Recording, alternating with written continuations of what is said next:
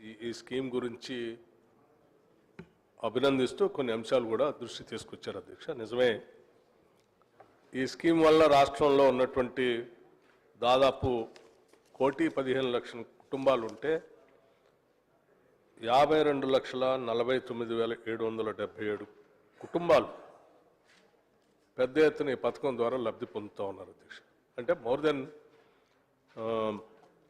50% పైన ఈ రాష్ట్రంలో పేద మధ్యతరగతి కుటుంబాలు 200 యూనిట్లు వాడుతూ వారు ఈ రకంగా లబ్ధి పొందుతున్నటువంటి విధానం మనందరికీ చాలా సంతోషం. డెఫినెట్గా వారి ఆర్థిక పరిస్థితులు మెరుగుపడతాయి. మన మిగిలినటువంటి డబ్బులు ఆ కుటుంబ అవసరాలకు ఉపయోగపడతాయి. చాలా చోట్ల సరే 200 యూనిట్లు దాటి కొంత పెరిగితే మొత్తానికి వసూలు చేస్తున్నారని దానం నాగేందర్ గారు అడిగారు అధ్యక్ష. ఈ స్కీము అనౌన్స్ చేసింది ఎన్నికల కంటే ముందు చేసిన వాగ్దానం కానీ స్కీమ్ అనౌన్స్ చేసేటప్పుడు కానీ చాలా స్పష్టంగా చెప్పాము అధ్యక్ష. 200 యూనిట్లు వరకే ఉచితంగా కరెంటు ఇస్తామని చెప్పి చాలా స్పష్టంగా చెప్పాం. 200 యూనిట్లు దాటినటువంటి వాళ్ళు ఎవరికి కూడా ఈ పథకం వర్తించదు. సో స్కీమ్లో లేని దాన్ని యాడ్ చేసి ఇవ్వని అడిగితే మేము చేయగలిగేదేం లేదు. స్కీమ్లో ఉన్నది మాత్రమే అమలు చేస్తాం. అట్లాగే ఇంత గౌరవ సభ్యులు కొత్తగా వచ్చినటువంటి ఇళ్లకి, ఇందిరమ్మ ఇళ్లకి బిల్లులు ఇచ్చే విధంగా ఉచిత కరెంట్ ఇవ్వాలని అడుగుతూ ఉన్నారు అధ్యక్ష. ఇందిరమ్మ ఇళ్ళు ఇప్పుడు అండర్ కన్స్ట్రక్షన్ ఉన్నాయి. అండర్ కన్స్ట్రక్షన్ పూర్తి అయిన తర్వాత డెఫినెట్గా వాళ్ళు మీటర్లు పెట్టిన తర్వాత వాళ్ళు కూడా 200 యూనిట్లో వాడుకుంటా ఉంటే వాళ్ళందరికి కూడా ఉచితంగానే కరెంటు 200 యూనిట్ల వరకు అందుబాటులోకి వస్తుంది అధ్యక్ష.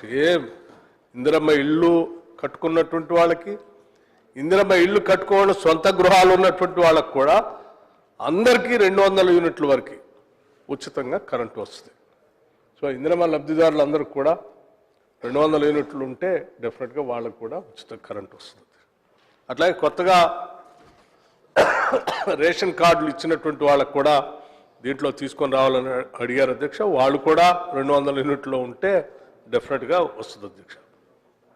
ఇది అసలు ఎంత పెద్ద ఎత్తున రాష్ట్రంలో ఉపయోగపడతా ఉందంటే కొన్ని మచ్చుకు నేను కొన్ని ఉదాహరణలు మీ దృష్టికి తీసుకొని రాదలుచుకున్నాను అధ్యక్ష. ఎందుకంటే రాష్ట్ర వ్యాప్తంగా పెద్ద ఎత్తున ఈ రాష్ట్ర ప్రభుత్వం ఇందిరమ్మ రాజ్యంలో పేదలకు మేలు జరగాలని అమలు చేస్తూ భారం రాష్ట్ర ప్రభుత్వ ఖజానాపై పడుతున్నప్పటికీ కూడా వాళ్ళందరి తరఫున ఈ రాష్ట్ర ప్రభుత్వం డబ్బులు కడుతూ ముందుకు పోతున్నటువంటి పథకం అధ్యక్ష. ఆదిలాబాద్ శాసనసభ నియోజకవర్గంలో ఉదాహరణకి 45,990 ఇళ్లకి ఉపయోగపడతా ఉంది. అట్లాగే ప్రశ్న అడిగినటువంటి మిత్రుడు అచ్చంపేట శాసనసభ నియోజకవర్గంలో 40,555 కుటుంబాలకు ఉపయోగపడతా ఉంది. ఇట్లా ఉదాహరణకి జగిత్యాలలో 59,739 కుటుంబాలకి ఇది ఉపయోగపడతా ఉంది. కామారెడ్డిలో 69,492 కుటుంబాలకి ఉపయోగపడతా ఉంది అధ్యక్ష. కోరుట్లలో 60,980 కుటుంబాలకు ఉపయోగపడుతుంది అధ్యక్ష. అట్లాగే మక్తల్ 40,094 కుటుంబాలకు ఉపయోగపడుతుంది అధ్యక్ష. మిత్రుడు మానకొండూరు శాసనసభ్యులు డాక్టర్ అడిగినటువంటి శాసనసభ నియోజకవర్గంలో 56,925 కుటుంబాలకు ఉపయోగపడుతుంది అధ్యక్ష.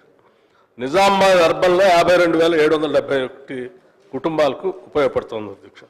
ఇట్లా గజ్వేల్లో అధ్యక్ష బీఆర్ఎస్ ఫ్లోర్ లీడర్గా ఉన్నటువంటి మాజీ ముఖ్యమంత్రి చంద్రశేఖరరావు గారి కాన్స్టిట్యున్సీలో 65,862 మందికి ఉచితంగా కరెంటు ఇస్తా ఉన్నాం అధ్యక్ష.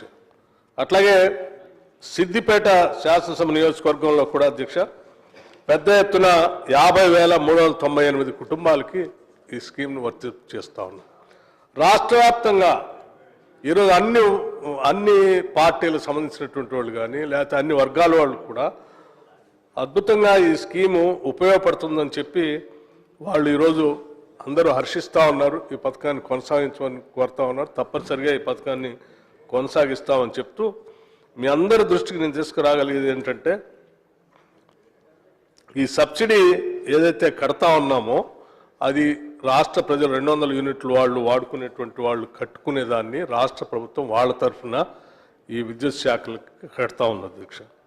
అట్లాగే అగ్రికల్చర్ దీంతో పాటు అగ్రికల్చర్ పంప్ సెట్స్ కూడా కడతా ఉన్నాం. మొత్తం అగ్రికల్చర్ పంప్ సెట్స్కి 13,499 కోట్ల రూపాయలు వ్యవసాయ పంప్ సెట్లకు కూడా మనం ఉచిత కరెంట్ ఇస్తూ ఈ రాష్ట్ర ప్రభుత్వం విద్యుత్ శాఖ ఖజానా నుంచి ప్రతి సంవత్సరం 13,499 కోట్ల రూపాయలు వాళ్ళకి చెల్లిస్తున్నాం అధ్యక్ష. ఈ విధంగా రాష్ట్రంలో వ్యవసాయదారులకి ఉచితంగా కరెంట్ ఇస్తా ఉన్నాం.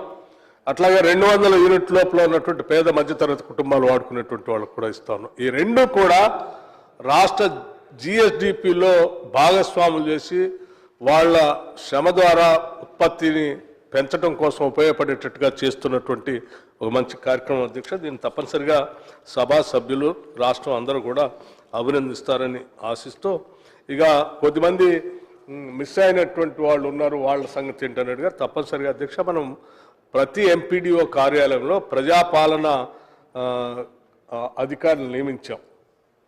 అట్లాగే మున్సిపల్ ఆఫీసెస్లో కూడా వాళ్ళ డివిజన్స్లో ప్రజాపాలన అధికారులు నియమించాం.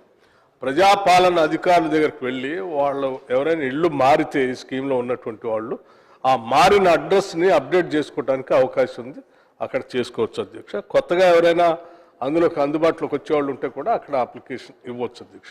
సో ఆ రకమైనటువంటి వెసులుబాటు కూడా ఉంది. థ్యాంక్ యూ, ధన్యవాదాలు అధ్యక్ష.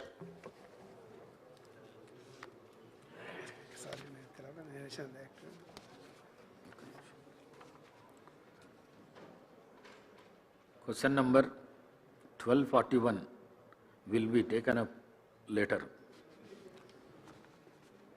Question number 1370.